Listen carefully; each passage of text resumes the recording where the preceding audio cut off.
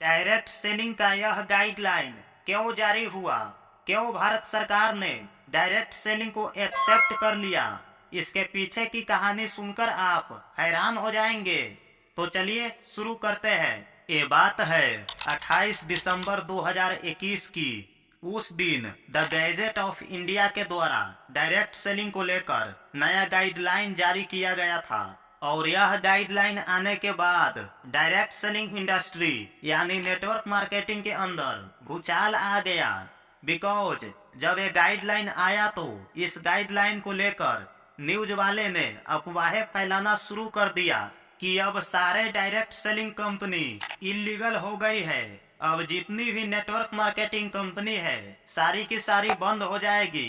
ऐसा लोग इसलिए बोल रहे थे क्योंकि इस गाइडलाइन में कहीं भी नेटवर्क शब्द नहीं था और इस निगेटिव न्यूज की वजह से और इस निगेटिव खबर की वजह से बहुत सारे लीडर ने नेटवर्क मार्केटिंग को छोड़ दिया था और इस इंडस्ट्री से दूरी बना ली थी। लेकिन जो बड़े बड़े नेटवर्कर थे वो इस बिजनेस के पोटेंशियल को जानते थे और उन्होंने भारत सरकार को एक पत्र लिख करके भेजा कि इस गाइडलाइन का संशोधन होना चाहिए और उनकी मेहनत रंग लाई और फाइनली इस साल 21 जून 2023 को डायरेक्ट सेलिंग का जो पुराना गाइडलाइन था उसका संशोधन किया गया और जहां पर लिखा गया था सीधे विक्रेताओं के माध्यम से उसके स्थान पर लिखा गया सीधे विक्रेताओं के नेटवर्क के माध्यम से।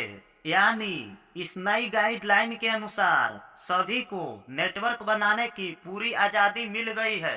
अब सभी नेटवर्कर दिल से काम कर सकते हैं और बिल्कुल खुलकर काम कर सकते हैं। अगर आपके मन में इस बिजनेस को लेकर के अभी भी कोई निगेटिव बातें चल रही है कि यह लीगल है या इलीगल है तो इस बात को अपने मन से निकाल दीजिए, क्योंकि द गैजेट ऑफ इंडिया के द्वारा कंज्यूमर प्रोटेक्शन एक्ट के तहत 21 जून 2023 को जो डायरेक्ट सेलिंग का पिछला गाइडलाइन था उसका संशोधन हो चुका है और उसमें नेटवर्क बनाने की अनुमति मिल गई है।